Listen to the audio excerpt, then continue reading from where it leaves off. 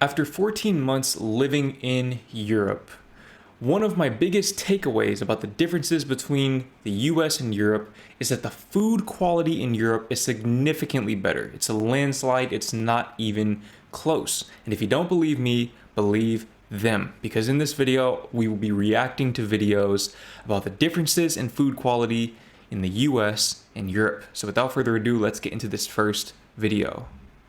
I just moved to London from the US. The food quality here is so much better. Let me show you an example. So first I want to say these are free range eggs. They're not organic. Side note, they always say where their eggs are from, and these ones are British, which most of them are in the store.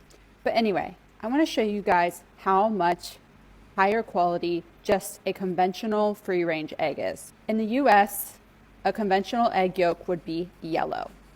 So just a quick little fun fact. I'm vegan. I've been vegan since 2017. And I want to say it was maybe last year, if not the year before, maybe 2023 actually. I tried eating eggs again for the first time in years, and I actually dropped a video about what happened after that. So you can go and watch that video if you want to see what I'm talking about.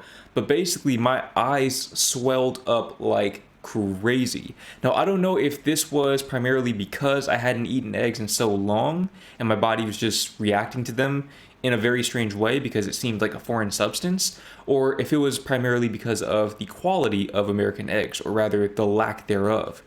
But that one experience pretty much convinced me to remain vegan for the rest of my life here on this earth. Don't believe me? Go crack one and compare it to the color that this will be. Look at how orange this is. I'm moving it to the light so you can get a better view, but like, that is nice. You want an oranger egg yolk because that means it has more nutrients in it. So I thought all eggs were the same color on the inside. I don't know. Again, I'm vegan. I don't eat eggs. I ate eggs growing up. That was actually the first thing I ever learned how to cook. Fun fact, when I was a teenager. But she says that the yolk should be that color. What other color would it be? I guess we'll find out in this next video right here, because this video seems like a follow-up video to that one. This is what I mean. I'm in the US right now. My grandma had just bought these eggs. This is what I mean. Now let's compare it to the eggs that I just bought in the UK. Okay, let's see it. That's pretty nice, I'm not gonna lie. That looked significantly different. Now, Okay, now let's compare it to these eggs. I don't know if maybe it's the lighting, but I mean, that looks pretty different. That looks pretty different. I wonder where she got those eggs from, because they're probably not supposed to look like that, right? Unless they're a different kind of egg, but I don't think I would trust that. The US has this weird thing with colors when it comes to food. The food is always some type of color that is not supposed to be for whatever reason. Eggs. This is what I mean. Now let's compare it to the eggs that I just bought in the UK. Okay, let's see it. That's pretty nice, I'm not gonna lie. Both are conventional, not organic, not free range. Our food in the US just looks like decimated. So, wherever you're from, comment below what the eggs look like where you're from. Go crack an egg and tell me which egg it looked more similar to. Because this right here, Eggs. this looks crazy to me. And again, I say this as a vegan. This is crazy. This is probably what caused my body to react the way that it did. But I digress. On to the next video. All right, so I am out here eating ice cream for breakfast in the Ice cream for breakfast is crazy. That is absolutely crazy. streets of Verona, Italy. And here's what's crazy. I've had gelato every single day for the last week. I've had pizza and pasta every single day. If I eat those things in America, I feel like shit. My skin breaks out. I have gut issues. I have bad gas. But here, I'm thriving.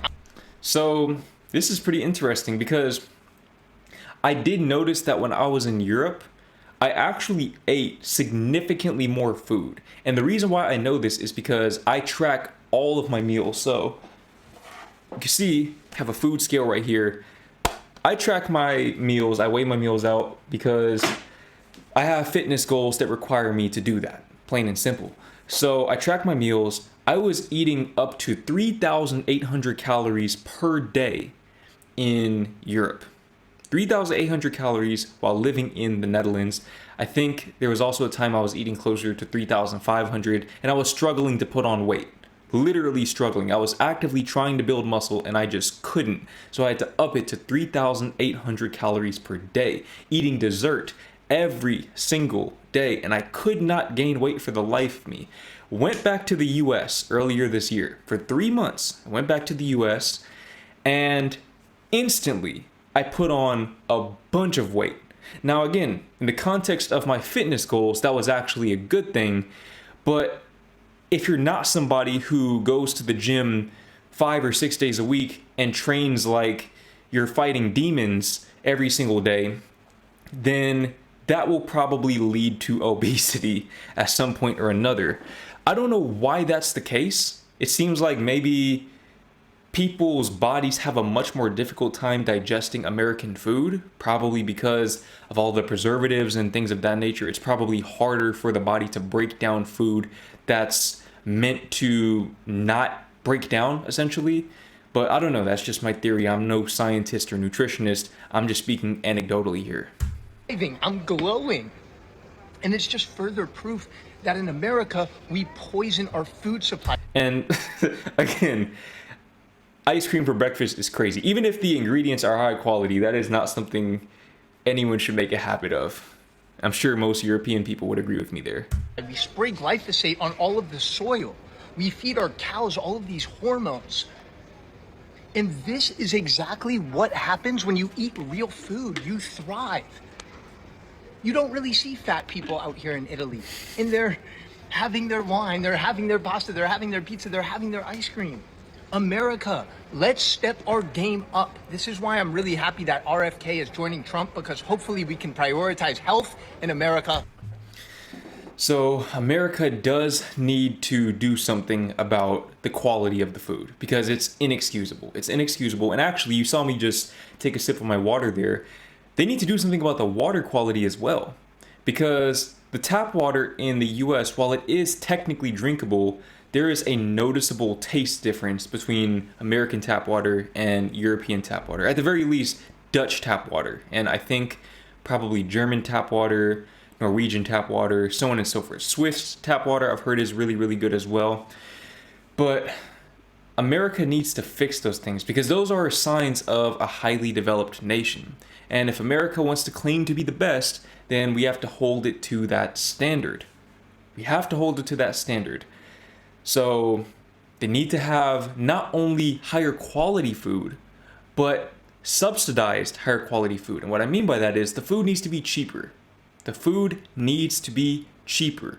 There's no excuse for organic food to be out of the price range of your average American.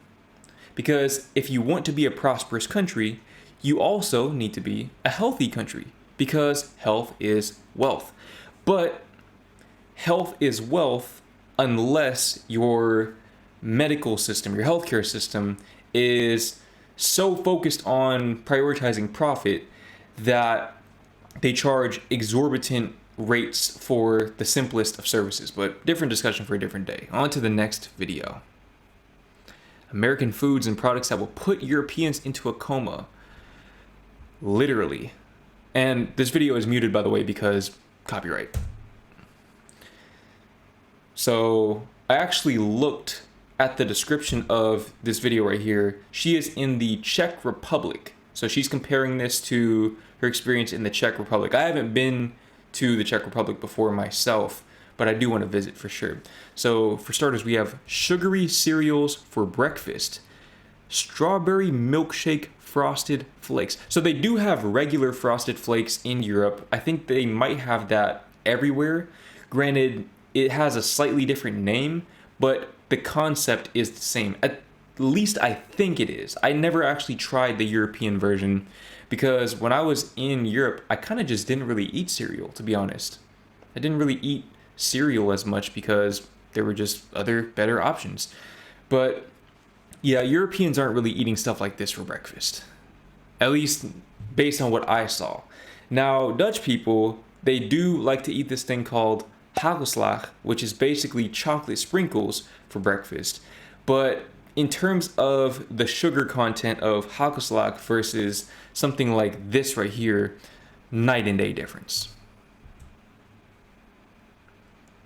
Pre-made mixes for everything, often flavored like candy. Reese's brownie mix. I feel like they do have a lot of stuff like this. They love combining different versions of diabetes together in one package. Fish shoes. Huh? Plastic everything. Yes. Yes, America definitely has an issue with plastic usage, really just with sustainability in general. For example, in Texas, where I grew up, they still use those plastic grocery bags for free. They still use those bags, and they will put maybe 3 or 4 things in each bag. It's not even like they're filling them up to the brim and using them efficiently. They just use them in the least efficient way possible for pretty much no reason. And it was interesting because when we went to the US, my girlfriend, she was pointing these things out and she was like, wow, so in Europe, we're doing all of this extra work. And meanwhile, places like Texas aren't even really trying when it comes to sustainability because a lot of people in the US still don't believe in climate change for whatever reason. Don't know why. But honestly, Thailand might actually be a little bit worse about this when it comes to plastic usage. It's pretty egregious out here.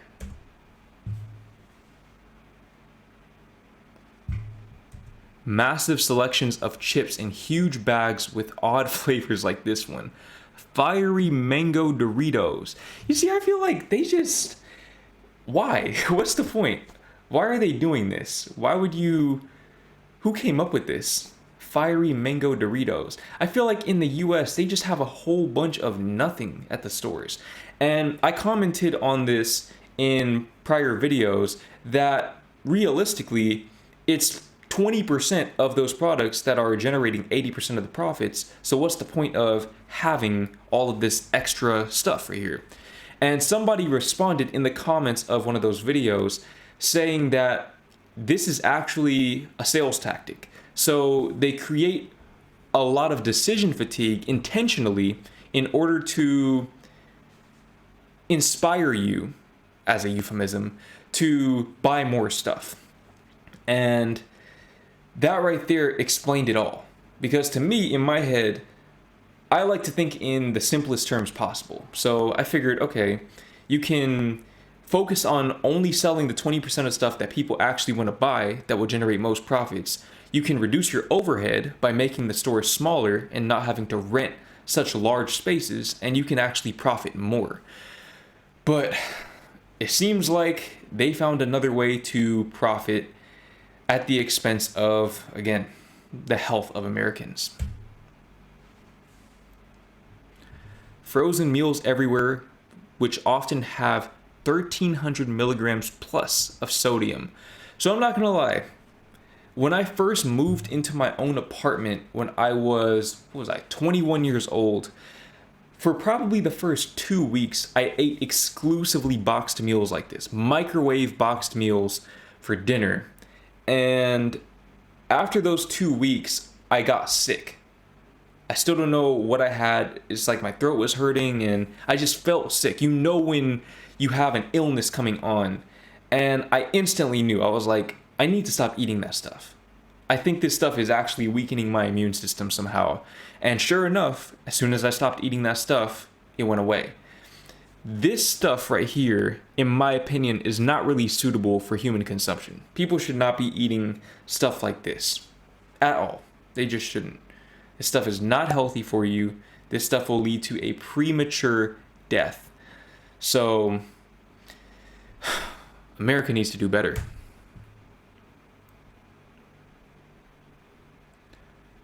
White sliced bread that never expires.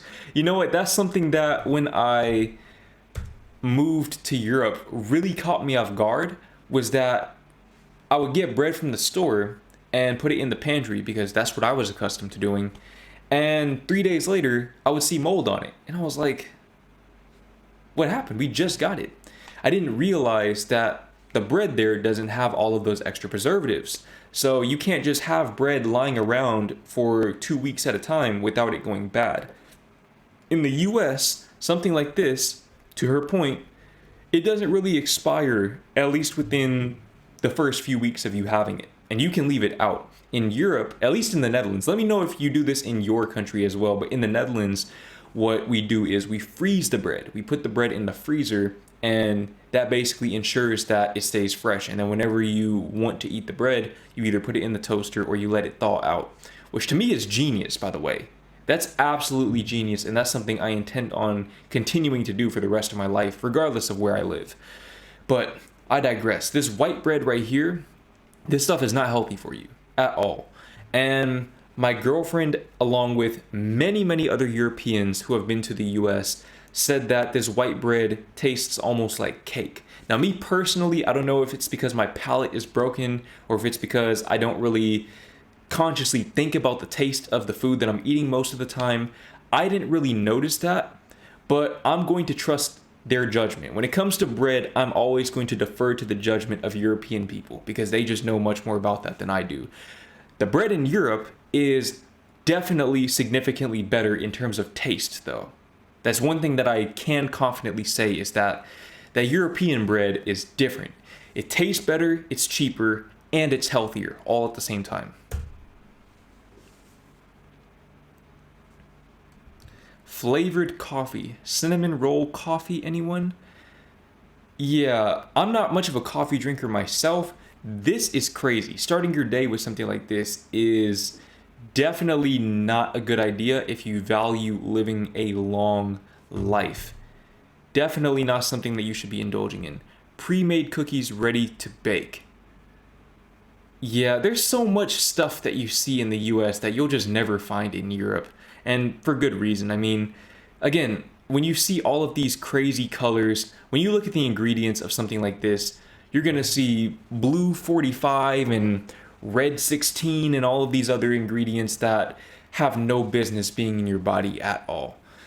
So, again, European food is significantly better, not just in terms of the taste, but also in terms of the quality, especially in the context of living a long and healthy life, and in terms of affordability, all at the same time.